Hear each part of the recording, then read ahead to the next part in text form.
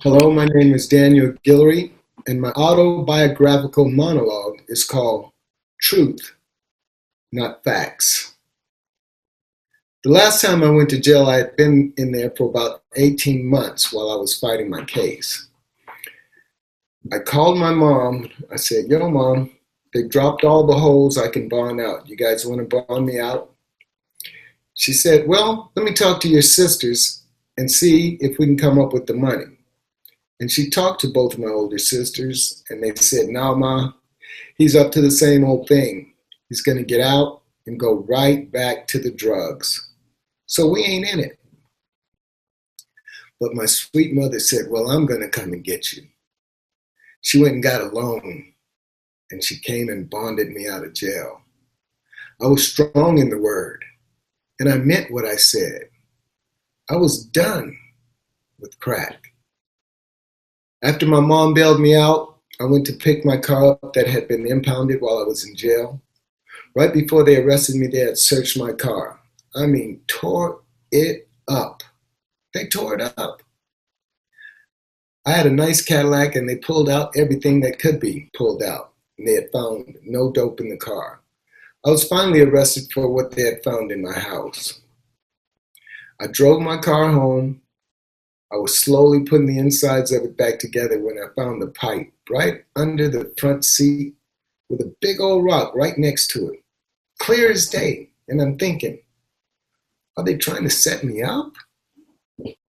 I mean, they had searched my car up and down, even looked in my spare tire, and the dope was right there under the front seat, just as clear as day. I picked up that rock and the pipe, and I put it in my pocket. I said to myself, nope, I'm not going to do it. But I didn't throw the doggone thing away. I knew I should have just thrown it away, but I didn't. Later on that day, I broke it up and I hit that thing. Man, and boy, did Scotty beam me up. Soon as I got beamed up, here comes Mama. I mean, as soon as I took that hit, not 20 seconds later, she came home and saw me. I saw the tears in those big old brown eyes, and I said, "Oh, Mom, I bet if you'd have known this, you'd have left my ass in there." And she looked at me with tears in her eyes. She said, "No, baby, I still would have come and got you." Sometimes when I tell the story, it still to this day brings up such vibrant emotions, and it just makes me want to weep, just recalling those words. No, baby, I still would have come and got you. Oh my God, you could have kicked me or cussed me out, but that kind of blatant love makes you butt naked, raw, vulnerable. There's no defense. It makes you defenseless. Anything else I could have handled. Come on, bring it on. You're a liar, a failure, an addict. You're worthless, a criminal. Is that all you got? Yeah, come on, I can stand up to that.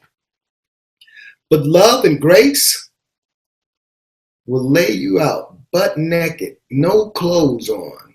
Oh my God. That was what made me think differently. That was the pivotal point that led me to being drug-free today. That's the thing we got to convey to society. It's when a person least deserves love. That's when they need it the most.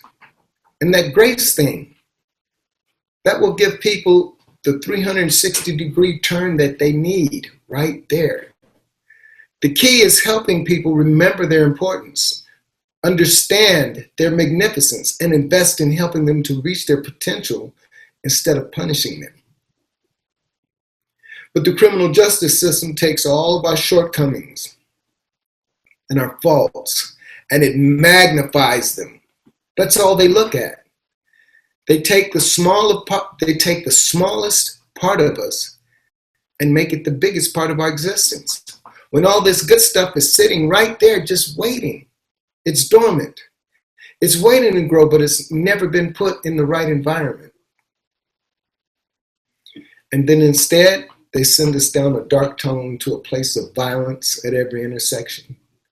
A gladiator school where you learn how to place magazines around your belly in case someone tries to stick you.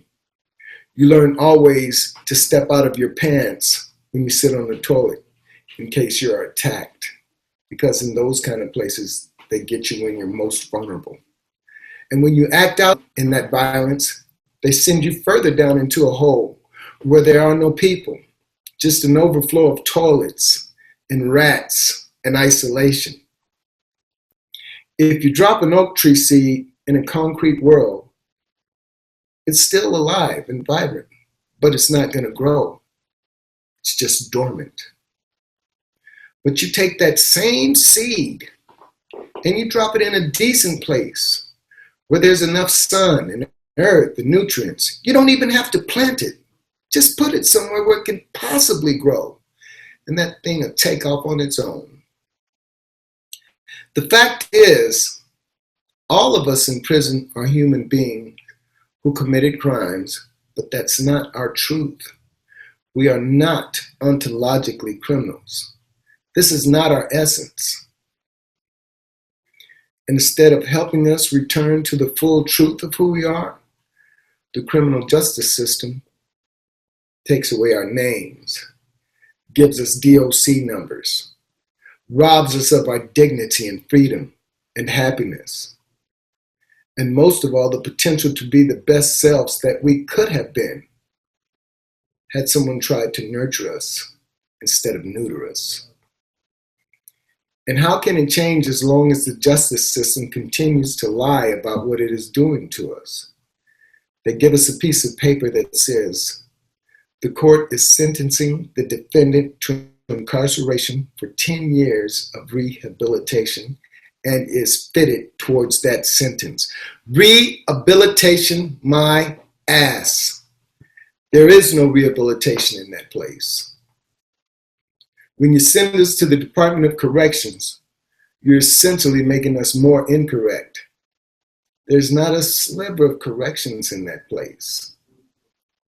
Those of us telling our stories of the Justice Project are fairly new to this whole idea of restorative justice. But we know that telling the truth and taking responsibility for the harm that we have caused is a big part of it. And we have reflected as a group in our writing, processing on that harm.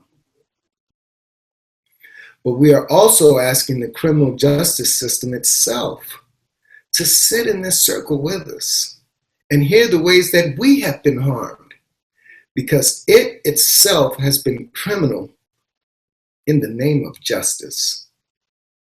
Thank you.